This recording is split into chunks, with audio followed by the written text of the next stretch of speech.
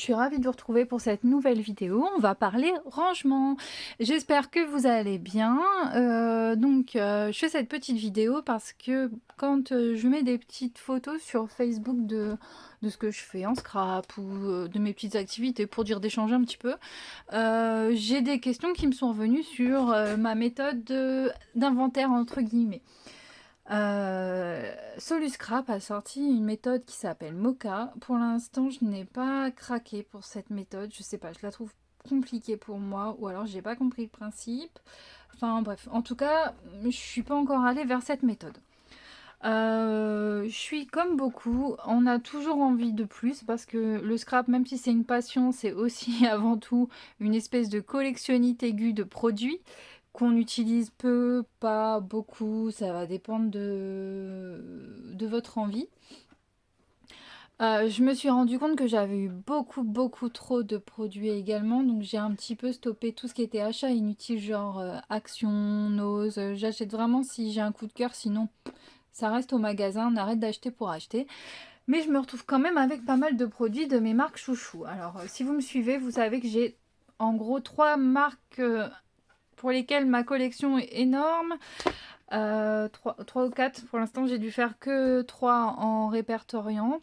Donc j'ai Shoe and Flower, ça c'est indéniable. C'est vraiment une marque pour laquelle aujourd'hui j'ai un véritable coup de cœur artistique, parce que c'est quelque chose de doux, de fin, de vraiment magnifique à travailler, alors qu'à la base, quand j'ai acheté mes premiers tampons, je me suis dit ah j'adore, mais en fait, mince, qu'est-ce que je vais en faire? Comment je vais les travailler? Bref. Et donc, je suis plus maintenant sur une espèce de collectionnite aiguë avec cette marque. La même chose avec All & Create. La même chose peut-être avec Graffiti, un petit peu de l'encre et l'image. Et puis Florilège, j'ai pas encore mis mon nez dedans parce que j'en ai tellement que quand je vais faire l'inventaire, ça va être compliqué. Mais bon, donc voilà. Alors quand on va à version scrap, en tout cas pour ma part cette année, j'étais essentiellement sur le stand de Laura Pack. On a envie d'acheter et on se rend compte que on sait pas trop si on a ou on n'a pas, surtout moi pour tout ce qui est couleur. Donc je vais vous montrer un petit peu ma méthode, en tout cas celle que j'utilise maintenant, qui a l'air de me convenir. Alors, je suis partie à version scrap avec ce classeur. Je suis revenue sans rien, sans achat plus que ça, hein, quelques petits achats, mais je savais que je les avais pas, donc j'en ai pas eu besoin. C'était surtout par rapport au distress, parce que j'avais pas fait attention, mais d'habitude on a Craftelier qui passe à version scrap, avec lesquels on achète plein de distress, en tout cas pour ma part, puisque ils sont vraiment à des prix défiant toute concurrence, mais cette année il n'y était pas. Donc ça c'est bien dommage, j'ai pas complété, mais mon porte-monnaie les remercie. Donc sur le site de Ranger, vous avez ce nuancier qui est mis à jour à chaque fois qu'il y a une nouvelle couleur. Sauf que moi, franchement, ça me saoule de le refaire à chaque fois.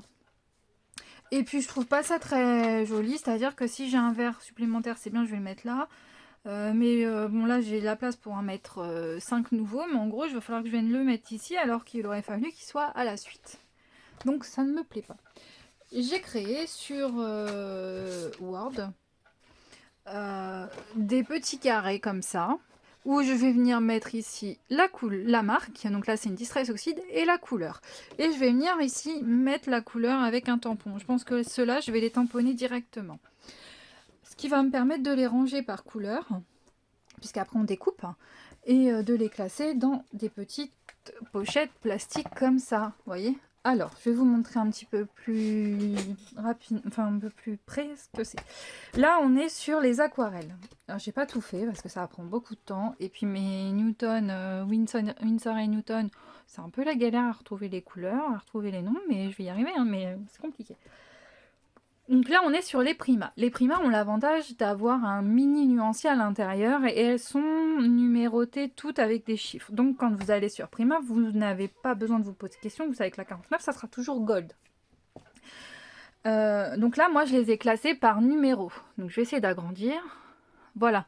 Donc là, vous avez la palette concernée. Là, c'est la complexion. On est au numéro 12, c'est la black. Et je suis allée faire une petite prise de couleur et je l'ai appliqué sur un papier ici, sur un papier aquarelle pour avoir le rendu aquarelle, puisque c'est nécessaire pour moi de savoir ce que ça va rendre sur mon papier aquarelle. J'ai fait ça pour la complexion, j'ai fait ça pour les Pastel Dream, j'ai fait ça pour la Currents, j'ai fait ça pour la Vintage Pastel, la complexion, ça je l'ai dit. Je l'ai fait aussi pour la palette Art Philosophie. Donc là, j'ai fait une moitié sur un papier classique d'aquarelle blanc et sur un papier noir, puisqu'elle est plutôt utilisée sur du noir pour faire ressortir les couleurs sur certaines couleurs. Voilà. La même chose avec d'autres aquarelles. Donc là, c'était les couleurs de Léo, les scrap buttons, mais ça, j'ai pas les noms. Mais bon, en tout cas, c'est une collection qui s'arrête. Et puis, de toute façon, j'ai pas adhéré plus que ça à la qualité de l'aquarelle. Et donc, viendra ensuite, ici, mes petites oxydes, etc., etc. Donc ça, c'est ma manière de classer mes couleurs. Mes couleurs Prima, pastel, mes couleurs aquarelle, voilà, je vais y arriver, mes encres de pad, puisque c'est pareil, je peux vous mettre ici, mais par exemple, voilà, ici j'étais ancienne démo Stampin' Up pendant plusieurs années, donc j'ai tous les pads ici Stampin' Up qui vont pouvoir être répertoriés également.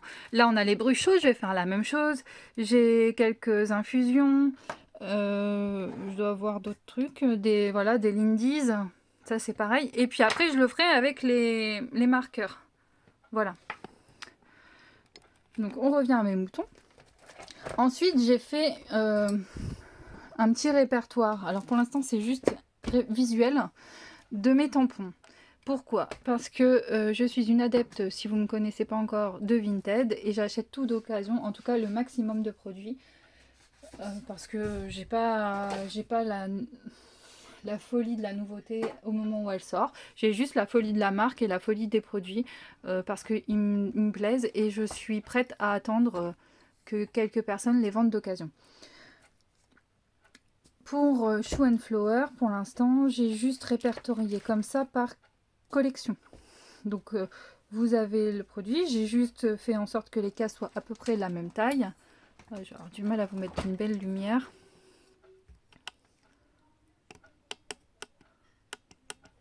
Non, je vais y arriver. Parce que ça fait trop de reflets. On va faire comme ça, pardon. Technique, j'ai pas de technicien, donc je me débrouille. Et voilà, pour toutes, ça va être comme ça. C'est-à-dire, par exemple, dans la lune, vous avez ici la collection donc dans la lune. Ici, vous avez tous les tampons que j'ai. Oui, j'en ai beaucoup, je suis d'accord. Peut-être trop, mais bon. Moi, je fume pas, je bois pas à outrance. Je ne mange pas... voilà, je ne m'achète pas trop de vêtements. C'est mon plaisir. Il est là. Et donc, j'ai fait ça pour tous les tampons. Je pense qu'ensuite... Alors peut-être pas pour celle-ci, mais pour d'autres collections, je les ferai plutôt par ordre alphabétique. Celle-ci peut-être au niveau des collections. Les mettre par ordre alphabétique, quoique j'avais déjà fait un petit peu plus attention, mais j'ai un peu lâché prise. Donc là, voilà, on est sur les dernières collections, la collection cyclique. Et puis mine de rien, ça vous permet, alors même si c'est écrit en pas très gros, on arrive quand même à déchiffrer les textes, on arrive quand même à déchiffrer l'esprit de la planche et donc à aller chercher.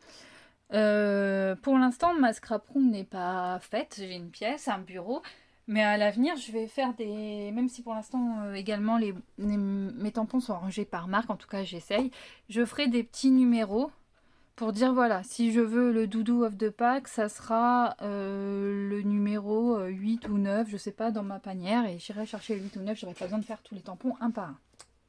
Mais là, on parle dans un futur lointain. Pour All & Create, ça, c'est une marque qui a vraiment pensé à nous, entre guillemets, je vais dire ça comme ça, pour les personnes qui ont beaucoup de tampons. C'est-à-dire que tout est par des petits numéros. Et donc, ça permet de savoir tout de suite, tiens, est-ce que le 225 je l'ai? Oui, non, peut-être. Et ben voilà, on continue à chercher. Et c'est comme ça que je les ai créés. J'ai aussi quelqu'un qui m'a demandé de lui faire la sienne, donc je l'ai fait, mais ça prend, mine de rien, ça prend du temps. Donc voilà, Graffiti Girl, c'est pareil, c'est une marque que j'ai beaucoup. Vous voyez, hop, hop, hop, hop, hop. Parce que c'est pour moi la seule marque, ou alors c'est que je ne connais pas toutes les marques françaises qui proposent des tampons un peu plus street art, un peu plus moderne. Il est moins thème floraux, même s'il y a des fleurs, parce que j'aime beaucoup utiliser les fleurs. Ça fait partie quand même des collections qui sont, par exemple, moi qui arrive avec des enfants ados, bah voilà, ça va plus me parler ce thème-là que les fleurs, les petits oiseaux et les piou-piou, quoi. Donc voilà, je vais pas faire ça comme ça. Je pense que je vais les ranger par ordre alphabétique par contre, pour m'y retrouver encore mieux.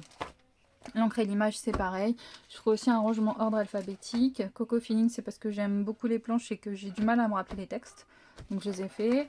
Happy Little Fox, donc vous avez les tampons, ici vous avez les dies, pardon, comptoir du scrap, voilà. C'est un petit peu la manière dont je travaille. Les nouveaux, c'est pareil, vous avez sur le site un nuancier tout fait où vous pouvez venir ajouter. Alors ça fait très longtemps que j'ai pas acheté de nouveaux Crystal Drops. Vous voyez, il y en a que j'avais rajouté à la main parce qu'ils n'y étaient pas. Mais ça peut aussi faire partie du fonctionnement petite pochette de classeur. Vous allez sûrement me demander où je les ai trouvées. Donc ces pochettes là je les achète sur AliExpress qui est beaucoup moins cher en termes de prix que sur Amazon ou autre. Et puis au moins je sais que j'ai acheté celle-ci, donc je pourrais retrouver facilement ces mêmes pochettes. Voilà, quoi vous dire d'autre? Après, est-ce que j'avais d'autres choses? Parce que ça c'était ce que j'avais avant. Voilà, Spectrum c'est pareil, vous avez sur le site les nuanciers à faire, les graphites, vous avez également. Ça ce sont les actions. Voilà, et puis là, ça c'était mes petits trucs. Ça c'est mes masking tape, j'ai pas encore continué, mais il faut vraiment que j'essaye de trouver aussi une technique pour faire ça. Et puis voilà quoi.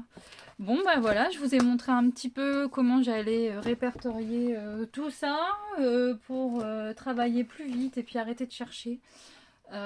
J'espère que cette petite vidéo très rapide vous aura plu. Je vous dis à très bientôt pour une prochaine vidéo. Plein de bisous, portez-vous bien. Allez, à plus tard, bye bye.